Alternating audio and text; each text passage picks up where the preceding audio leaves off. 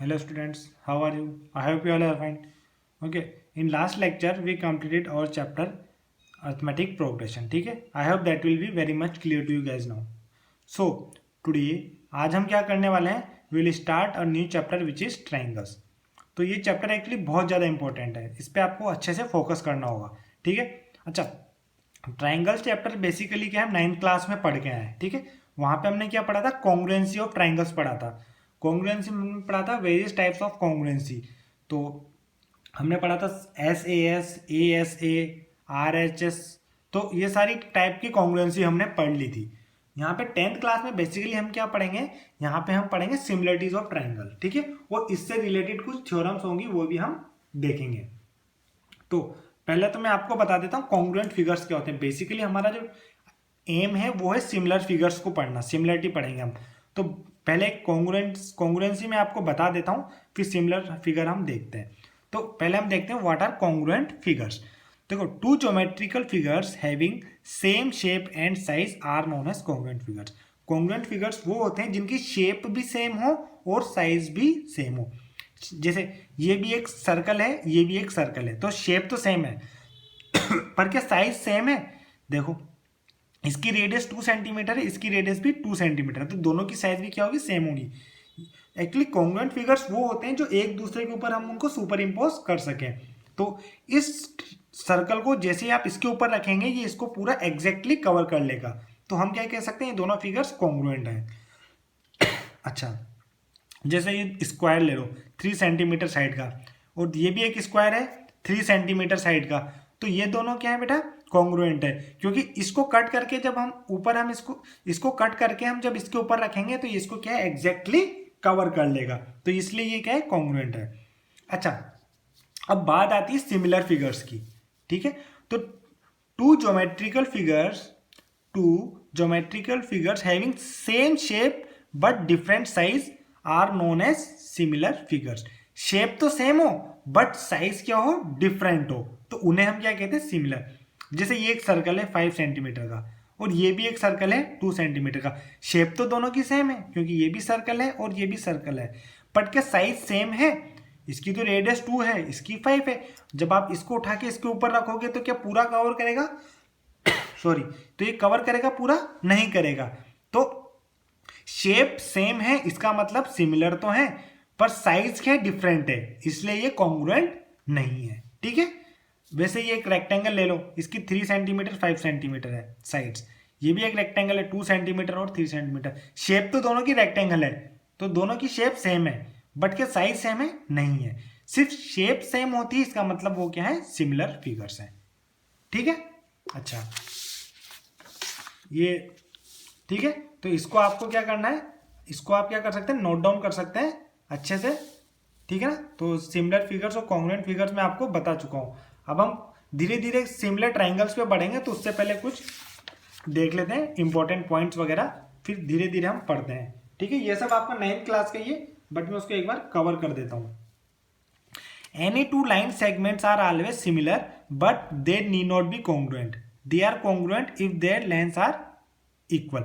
देखो, दो line segment है वो सिमिलर तो होंगे, क्योंकि सिमिलर का मतलब क्या होता है, शेप तो सेम हो. तो ये लाइन सेगमेंट है और ये भी लाइन सेगमेंट है, दोनों की शेप तो सेम है इसलिए सिमिलर है. पर क्या साइज सेम है, तो लाइन सेगमेंट साइज और लाइन सेगमेंट की साइज से मतलब होता है उसकी लेंथ. देखो, इसकी लेंथ ज्यादा है, इसकी कम है, दोनों लाइन सेगमेंट्स हैं इसलिए सिमिलर तो हैं, पर दोनों की लेंथ इक्वल नहीं है इसलिए कॉन्ग्रुएंट नहीं है.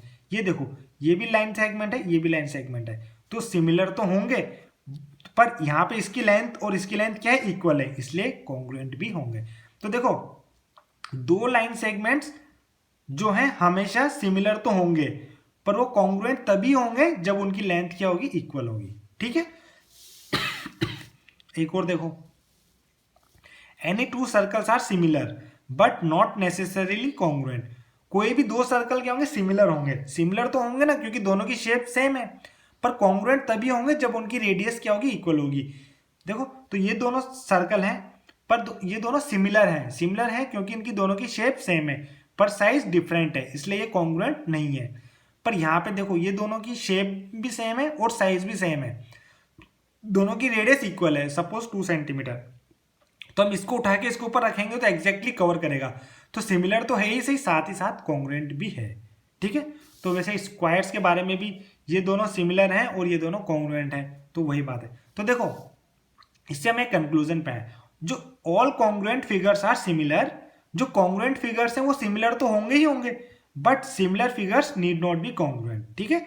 कॉन्ग्रुएंट फिगर्स जो होंगे वो सिमिलर होंगे क्योंकि शेप तो सेम ही है, पर जो सिमिलर फिगर्स हैं वो कॉन्ग्रुएंट नहीं हो सकते हमेशा।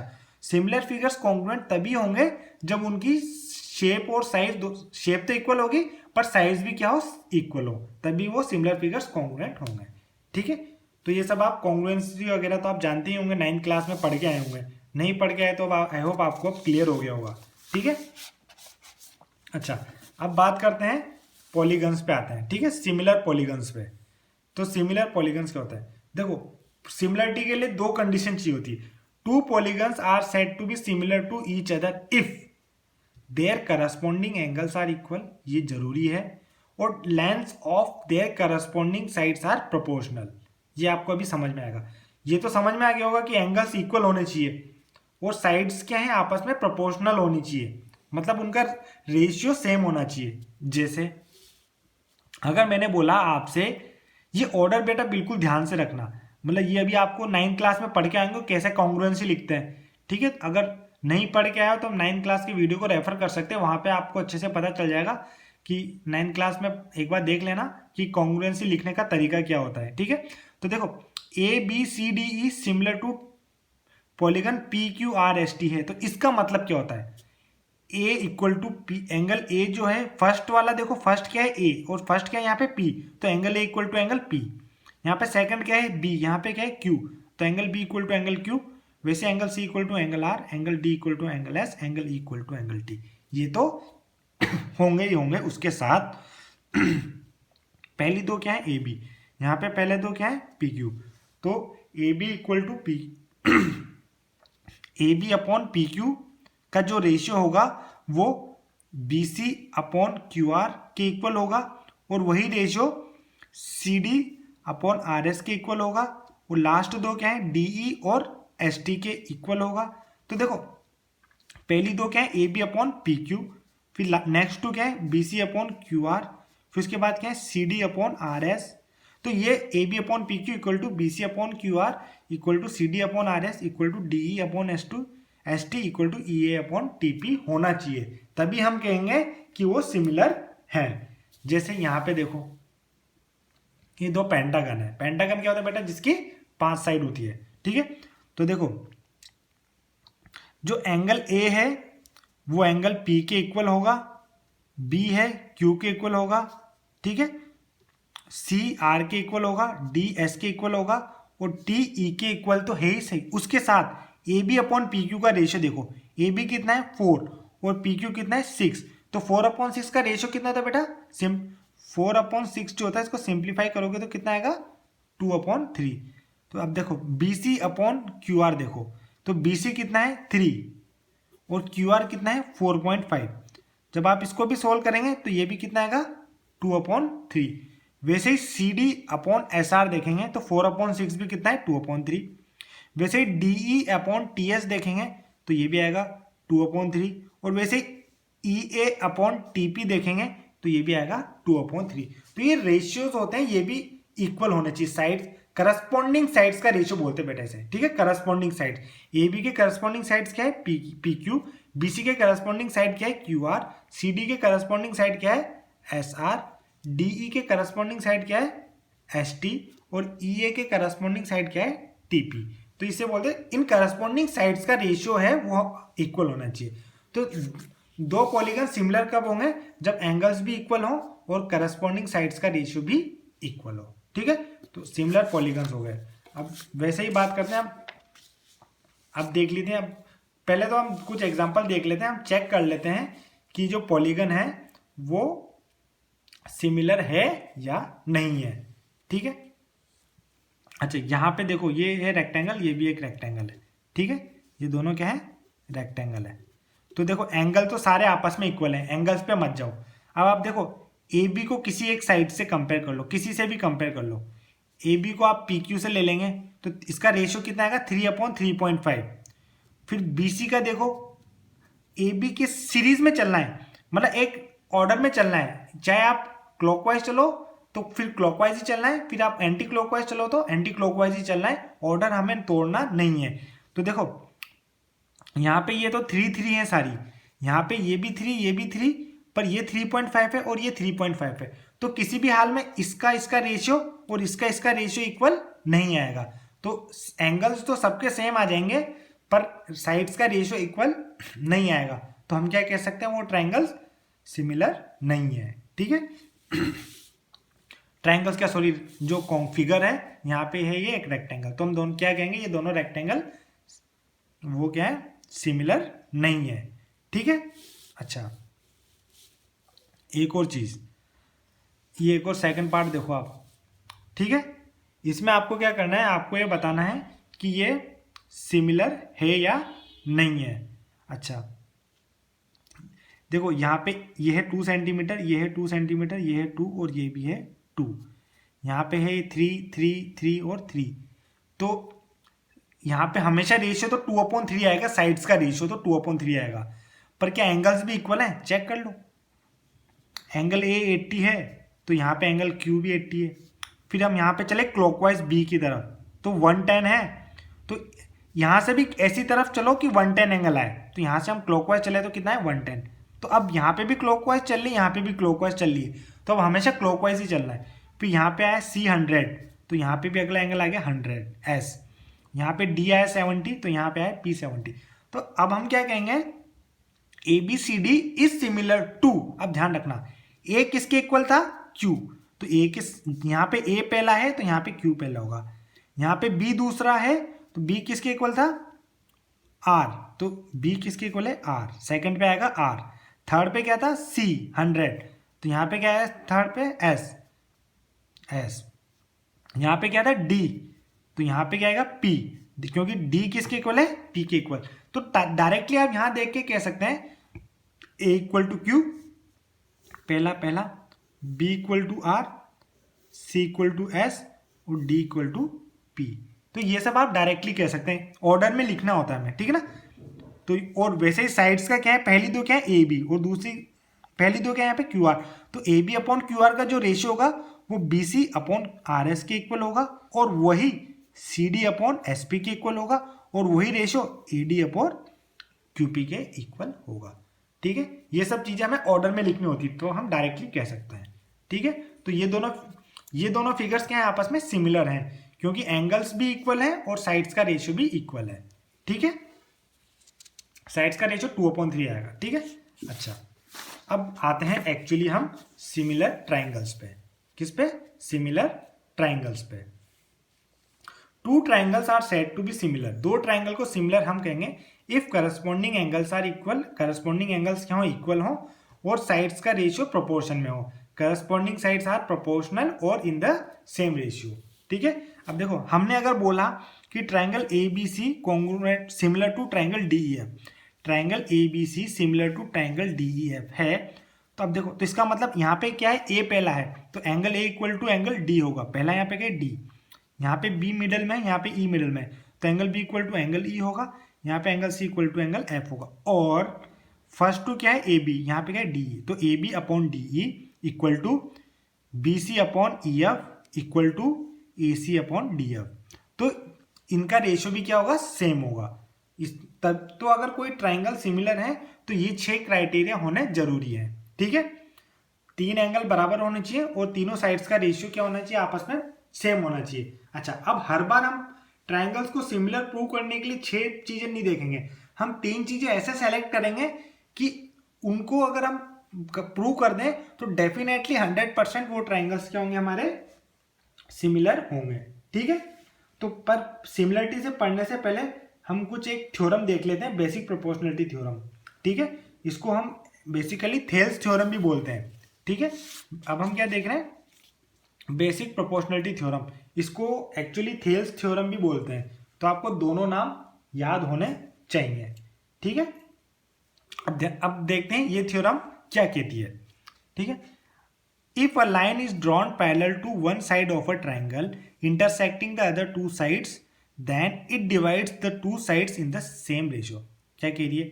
अगर ट्राइंगल की किसी एक साइड के पैरेलल कोई लाइन ड्रॉ करी, ट्राइंगल की किसी एक साइड के पैरेलल कोई लाइन ड्रॉ करी और वो अदर टू साइड्स को इंटरसेक्ट कर रही ना, तो होगा क्या, जो जिन दो साइड्स को वो इंटरसेक्ट कर रही ना वो सेम रेशियो में डिवाइड होती है. तो देखो हमारा बेसिकली क्या है, देखो हमारा एक ट्राइंगल एबीसी है, हमने क्या माना, डीई जो है वो बीसी के पैरेलल है. डीई क्या है, ये बीसी के पैरेलल है, ये आपको गिवन है कि इसके पैरेलल ड्रॉ करनी, ट्राइंगल की एक साइड के पैरेलल कोई लाइन है, तो हमने बोल दिया बीसी के पैरेलल क्या है, एक लाइन है डीई.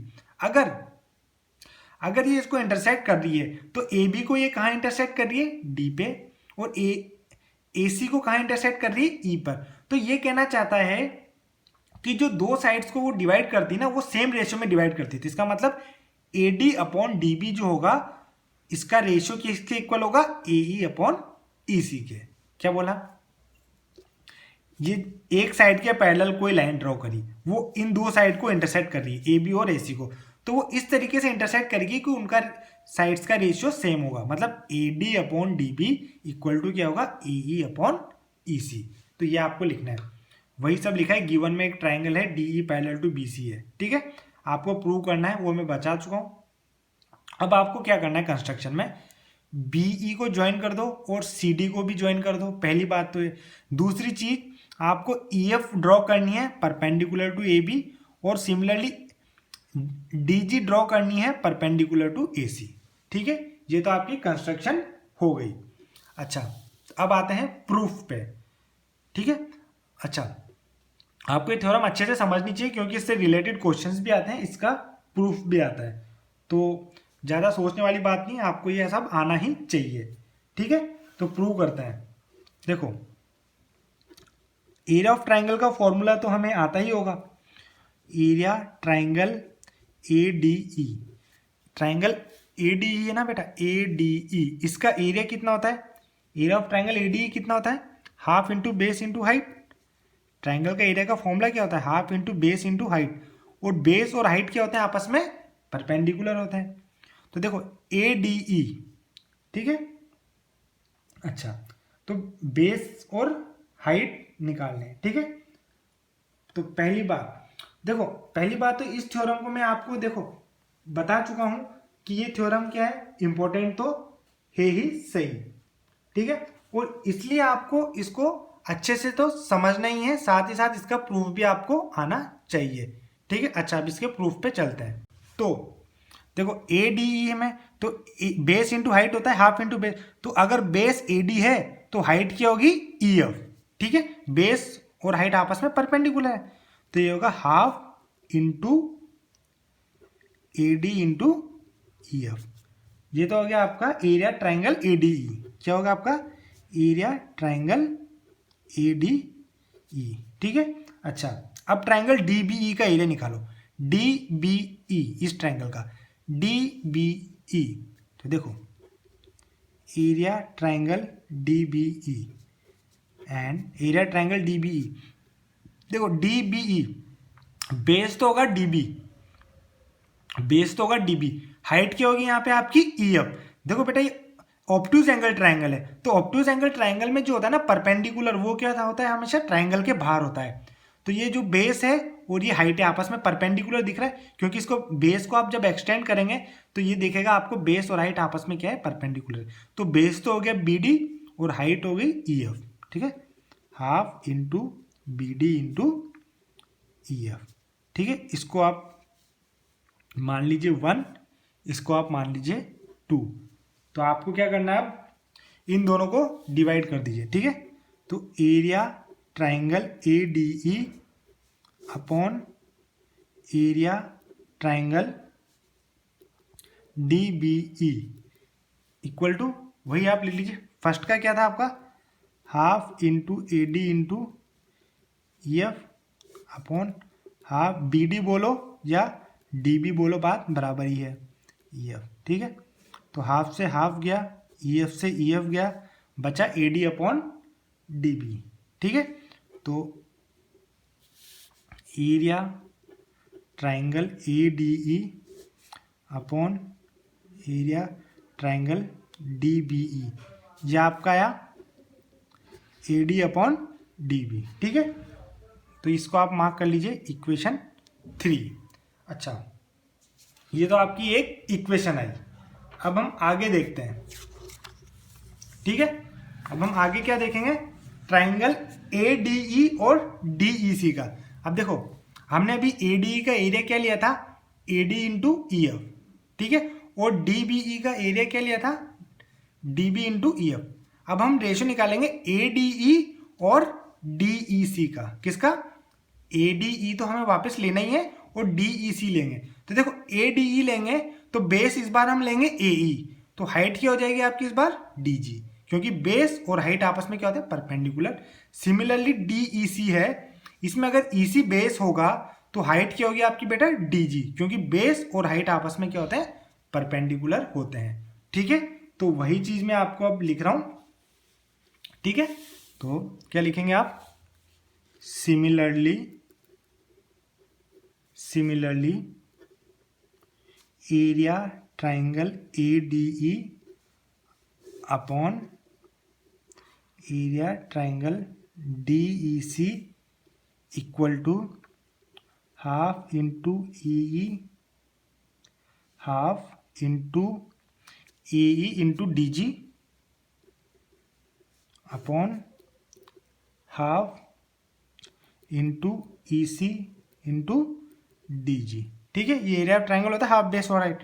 डी जी से डी जी गया, हाफ से हाफ गया, तो आपका area triangle A D E upon area triangle D E C वो आ जाएगा ए ई अपॉन ई सी। ठीक है, आपके पास दो इक्वेशन आएगी, थर्ड और फोर्थ। अब देखो, एक चीज और मैं बताना चाहता हूँ, आपने एक थ्योरम पढ़ी होगी क्लास 9th में, triangles on the same base and between same parallel lines are equal in area. क्या बोला मैंने, दो ट्राइंगल जो कि सेम बेस पर हो और दो पैरेलल लाइंस के बीच में हो तो उनका एरिया इक्वल होता है। तो देखो, यहाँ पे ये दो पैरेलल लाइंस है डी ई और बी सी, तो उसके बीच में एक ट्राइंगल है डी ई बी और एक और ट्राइंगल है डी ई सी। तो ये दोनों ट्राइंगल्स क्या है, दो पैरेलल लाइंस के बीच में है, तो इन और सेम बेस डी ई पर है, तो इन दोनों का एरिया क्या होगा बेटा, इक्वल होगा। ठीक है, तो मैं क्या कह सकता हूं, ध्यान से सुनिए। Now triangle D B E and triangle D E C are on same base. ठीक है, ये क्या है, सेम बेस पर है and between same parallel lines, और ये सेम पैरेलल लाइंस के बीच में भी है। ठीक है, तो उन दोनों का एरिया क्या होगा बेटा, ये दोनों ट्राइंगल्स है ना आपके डी ई बी और डी ई सी, ये दोनों का एरिया क्या होगा आपका, इक्वल हो जाएगा। ठीक है, तो area triangle D B E will be equal to area triangle D E सी।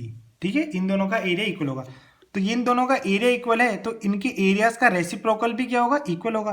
तो आप क्या लिख सकते हैं, 1 upon area triangle D B E equal to, reciprocal ले लिया आपने, 1 upon area triangle D E C. अब area of triangle A D E से मल्टीप्लाई कर दो दोनों तरफ, कोई फर्क नहीं पड़ेगा, तो area triangle A D E upon denominator में तो है ही सी area triangle D B E equal to area triangle A D E ऊपर हमने मल्टीप्लाई कर दिया, तो नीचे तो यहाँ पे क्या था, एरिया ट्राइंगल डी ई सी। अच्छा, अब देखो, ये आपकी एक इक्वेशन आई, इसको आप नाम दे दीजिए नेक्स्ट इक्वेशन, तो इसको ले दीजिए 5। अब देखो, आपके क्या इक्वल है, area of triangle A D E upon D B E जो है वो किसके इक्वल है, A D E upon D E C के। तो देखो, तीसरी और चौथी इक्वेशन पे ध्यान दो आप, तो ए डी ई और डी बी ई ये है आपका A D upon D B, और ADE और DEC है वो है आपका AE अपॉन EC। पर इसका इस इक्वेशन 3 का जो LHS है ये, और इक्वेशन 4 का जो LHS है ये दोनों आप क्या प्रूव कर चुके हैं, इक्वल है। देखो ADE अपॉन DBE, तो यहाँ पे भी क्या है, ADE upon DBE equal to ADE upon DEC, मतलब ADE अपॉन DEC। तो इन दोनों इक्वेशन के LHS, अगर इन दोनों इक्वेशंस के LHS इक्वल हैं तो इनके RHS भी तो इक्वल होंगे बेटा। तो बस वही चीज हम कह देंगे, इसका RHS कितना है, AD अपॉन DB, और इसका RHS कितना है, AE अपॉन EC। तो इससे हम क्या कह सकते हैं, AD upon DB will be equal to AE upon EC, और यही तो हमें प्रूव करना था।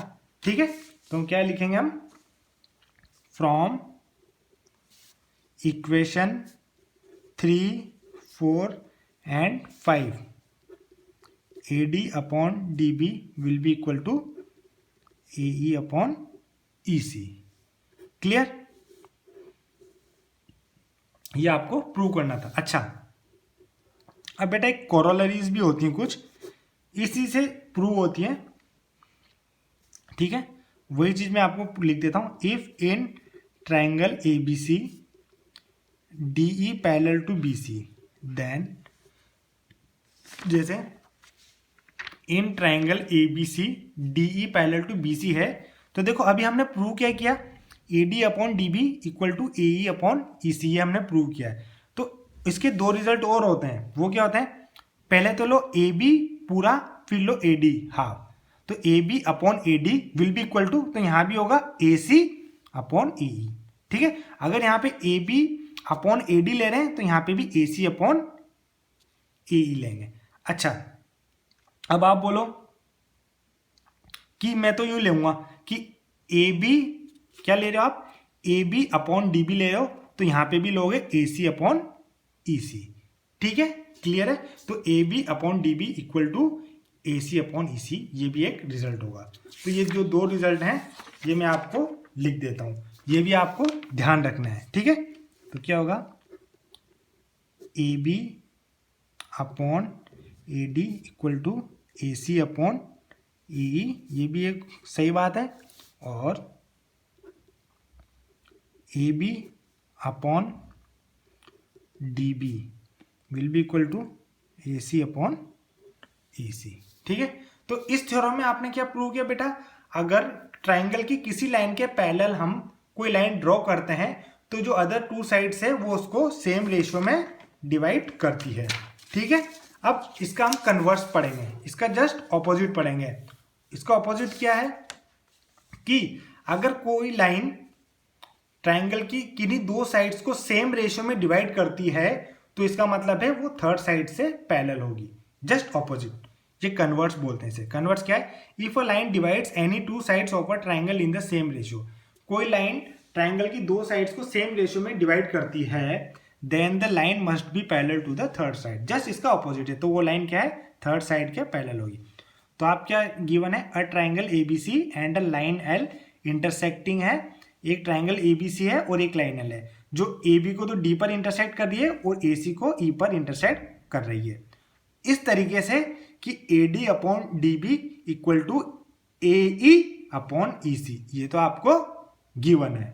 ठीक है, तो आपको क्या प्रूव करना है, जो लाइन L है वो BC के पैरेलल है, ये आपको प्रूव करना चाहिए। या तो line L parallel to BC बोलो या DE पैरेलल टू BC बोलो, बात सेम ही है। ठीक है, तो ये आपको क्या करना है बेटा, प्रूव करना है।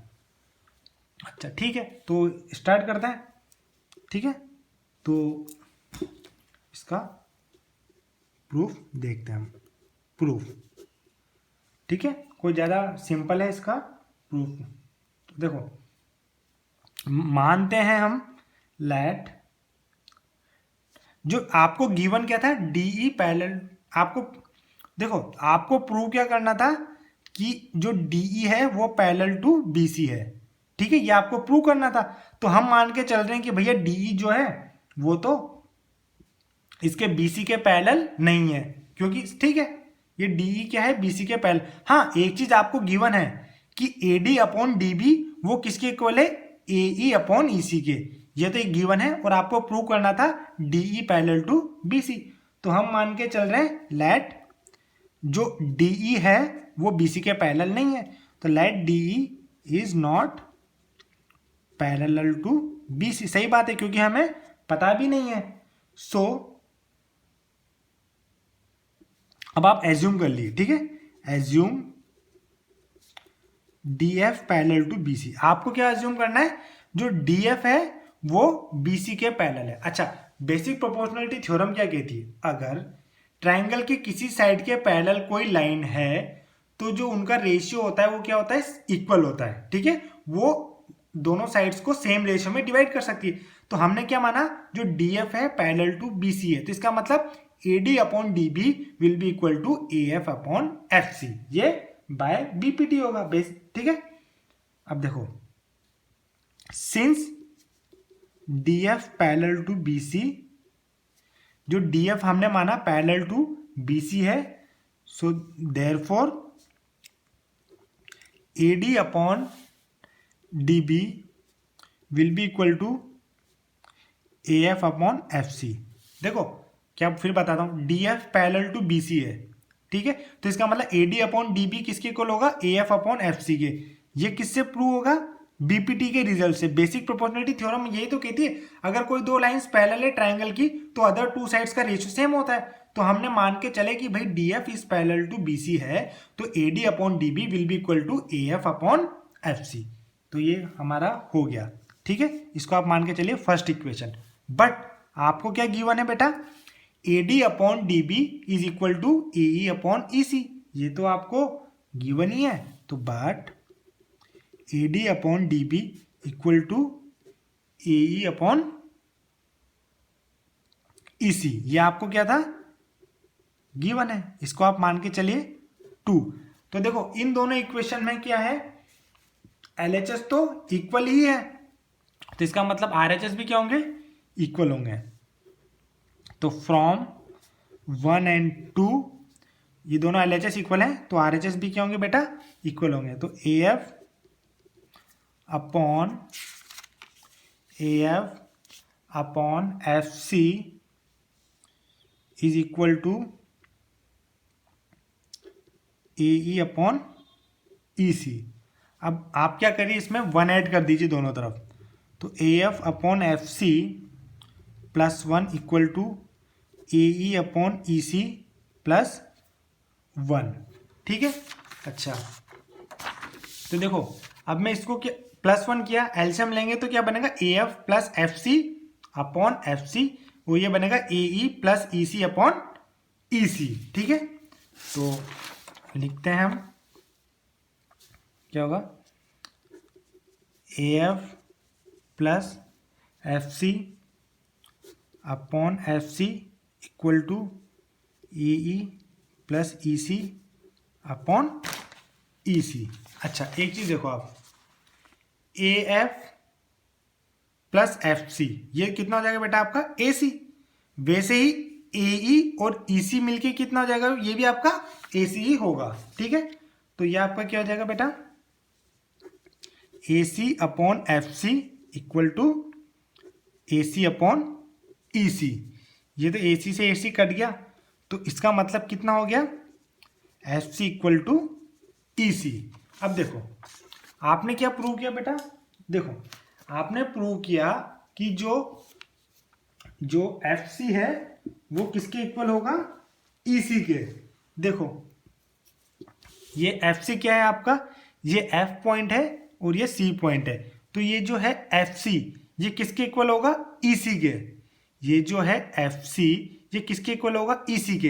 ये बेटा ये इक्वल तभी पॉसिबल होता है जब F और E क्या करें, पॉइंट आपस में कोइंसाइड करें। कोइंसाइड करें मतलब एक दूसरे के ऊपर लाई करें।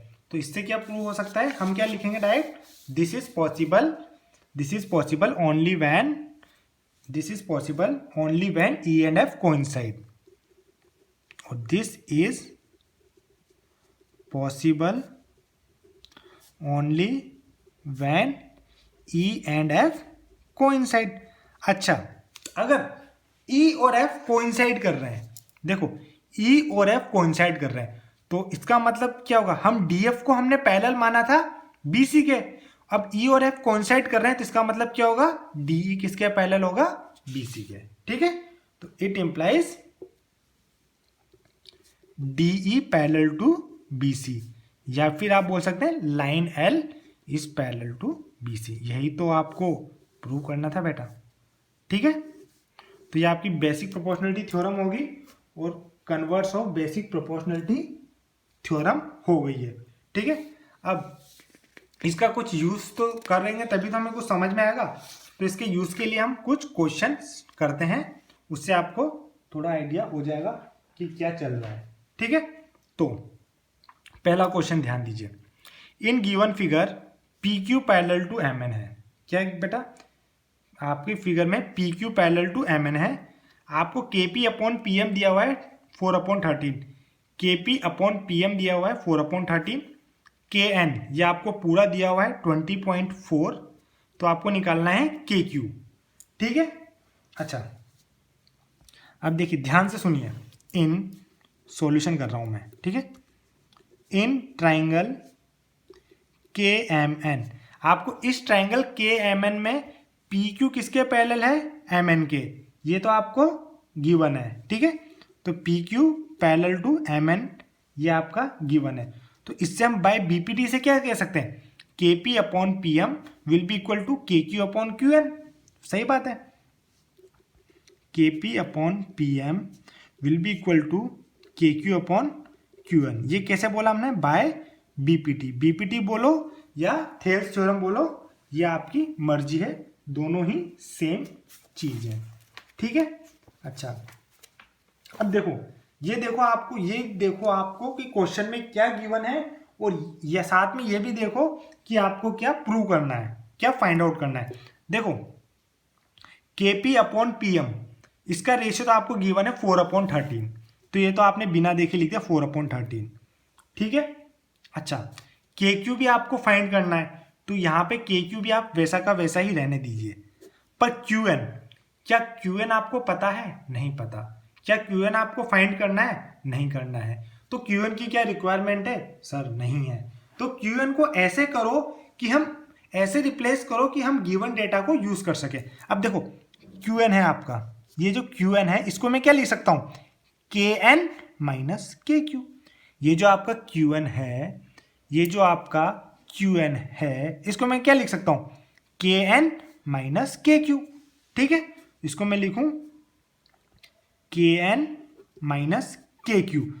उससे हुआ क्या, KN की वैल्यू मुझे गिवन है और KQ तो मुझे फाइंड करना ही है, तो ये हमारी लीनियर इक्वेशन बन जाएगी, तो इसको हम इजीली सॉल्व कर सकते हैं। ठीक है, तो देखो क्रॉस मल्टीप्लाई करो, 4KN minus KQ equal to 13KQ। अच्छा KN की वैल्यू आपको गिवन है 20.4, तो 4KN की जगह रखो 20.4 minus KQ equal to 13KQ। ये हो जाएगा आपका 81.6 minus 4KQ equal to 13KQ, तो ये आपको हो जाएगा 81.6 equal to 13KQ plus 4KQ, तो ये आपका 81.6 हो गया 17KQ। तो इससे आपकी KQ की वैल्यू आएगी 81.6 अपॉन 17, तो इससे आपको KQ की वैल्यू मिल जाएगी, वो है 4.8 सेंटीमीटर। ये सब डेटा आपको सेंटीमीटर में गिवन है, तो आपकी KQ की जो वैल्यू आएगी बेटा वो भी किस में आएगी, 17 में। ठीक है, तो ये क्वेश्चन आई होप आपको क्लियर हो गया होगा, इसको अब आप नोट डाउन करके सॉल्व कर सकते हैं। ठीक है, क्लियर। अब करते हैं नेक्स्ट क्वेश्चन। ठीक है, नेक्स्ट क्वेश्चन अब देखते हैं, क्वेश्चन नंबर 2। ये क्या कहता है, क्वेश्चन पढ़िए, in figure DE parallel to BC, जो DE है वो BC के पैरेलल है, ठीक बात है। AD की वैल्यू x है, DB की x माइनस, AD जो है वो है x है, DB की है ये इतना सा x माइनस 2 है, AE की है x प्लस 2, ये जो AE है इसकी x प्लस 2, और EC है ये जो है EC इसकी है x माइनस 1, तो find the value of x। अच्छा देखो इस ट्रायंगल में देखो ABC में आपको क्या गिवन है, जो DE है वो पैरेलल टू BC है, तो BPT लगा देंगे हम डायरेक्ट, ठीक है। तो क्या लिखोगे, solution in triangle ABC DE क्या है, पैरेलल टू BC है, so therefore AD upon DB will be equal to AE upon EC by BPT बोलो या थेल्स थ्योरम। BPT मतलब बेसिक प्रोपोर्शनलिटी थ्योरम, ठीक है। अब AD की वैल्यू आपको गिवन क्या है, x, DB की है x माइनस 2, AE की है x प्लस 2, EC की है x माइनस 1, क्रॉस मल्टीप्लाई करो, x into x minus 1 equal to x minus 2 x plus 2। इसको सॉल्व करोगे तो x square minus x will be equal to a minus b into a plus b will be equal to a square minus b square. तो x square minus 2 square it is 4, x square से x square गया तो minus x equal to minus 4, तो इसका मतलब x equal to कितना हो गया, 4। तो जो एक्स की वैल्यू आई है बेटा आपकी वो है 4, और यही तो आपको फाइंड करनी थी, ठीक है। क्लियर, इसको अब आप नोट डाउन कर सकते हैं, ठीक है। तो एक्स की वैल्यू आ गई आपकी 4। अच्छा, नेक्स्ट क्वेश्चन करते हैं। ये आपका CBSE एग्जाम में आया हुआ है बेटा, ठीक है ना, तो इससे आपको पता भी लग जाएगा कि क्वेश्चंस कैसे आते हैं। मैं आपको CBSE के क्वेश्चंस भी कवर करता हूँ साथ के साथ प्रीवियस ईयर के, ताकि आपको आइडिया लग जाए कि हमारा क्वेश्चंस कैसे आता है। In figure DE parallel to BC, DE जो है वो पैरेलल टू है BC के, ठीक है, and CD parallel to EF, जो CD है वो पैरेलल टू है EF के, ठीक है। तो आपको प्रूव करना है AD square equal to AB into AF, ठीक है। तो पहले तो आपको ये चीज देखनी चाहिए, आपको जो प्रूफ करना है, आपको जो प्रूव करना है उसमें क्या क्या डेटा आ रहा है। तो उसमें क्या आ रहा है, AD आ रहा है, AB आ रहा है और AF आ रहा है, ये आप थोड़ा ध्यान में रख लीजिए, ठीक है। अब आप बात करते हैं ट्राइंगल ABC की। इन ट्राइंगल ABC, ट्राइंगल ABC में आपको गिवन है DE पैरेलल टू BC, ठीक है, DE पैरेलल टू BC। तो मैं क्या कह सकता हूं, देखो, तो मैं ये कह सकता हूं ना, AD upon DB will be equal to AE upon EC, ये तो मैं कह ही सकता हूं, पर मैं इस बार ऐसा नहीं कहूंगा। क्यों नहीं कहूंगा, क्योंकि मैंने प्रूफ में देखा कि मेरे AD भी आ रहा है और AB भी आ रहा है, ठीक है। तो इसको मैं कैसे लाऊं, AD भी लाऊं और AB भी लाऊं। तो मैंने आपको बताया था, क्या लिखोगे आप, AB upon AD, AB upon AD। तो पहले तो आपने लिया फुल AB, फिर लिया ऊपर का AD, तो यहां पे भी लोगे पहले फुल AC, फिर लोगे ऊपर का AE, तो equal to AC upon AE by BPT, ठीक है। तो ये आपकी होगी पहली पॉइंट, पहला इक्वेशन। तो वैसे ही आप लो in triangle ADC, in triangle ADC मतलब ADC, ये वाला ADC, इसमें भी तो आपको गिवन है ना EF parallel to CD, EF parallel to CD given है ना, तो आप क्या बोलेंगे, यहां पे भी AD अपॉन AF, पूरा AD फिर बोलेंगे AF, क्योंकि आपके यहां पे प्रूफ में AF भी आ रहा है, तो AD upon AF will be equal to AC upon AE, ठीक है, AC पूरा फिर ऊपर का AE equal to AC upon AE, ये भी बाय BPT, ये आपकी इक्वेशन 2 होगी। अब दोनों इक्वेशन देखो 1 एंड 2 में, तो RHS तो सेम ही है ना, AC अपॉन AE, तो अगर RHS सेम है दो इक्वेशन के, तो उनके LHS भी क्या होंगे बेटा, सेम होंगे, ठीक है। तो फ्रॉम 1 एंड 2 क्या लिखेंगे बेटा आप, AB upon AD will be equal to AD upon AF, ठीक है। क्रॉस मल्टीप्लाई कर दो, AD into AD will be AD square equal to AB into AF, AB into AF, ठीक है। ये आपका प्रूव हो गया। तो आई होप ये सब आपको, इस बेसिक प्रोपोर्शनलिटी थ्योरम आपको अब क्लियर होगी, ठीक है। इससे रिलेटेड क्वेश्चंस भी कर चुके हैं। नेक्स्ट क्लास में हम क्या देखेंगे, similarity, various types of similarity criteria देखेंगे। तो ये सब आपको आना चाहिए, basic proportionality theorem actually important है, ठीक है। Thank you.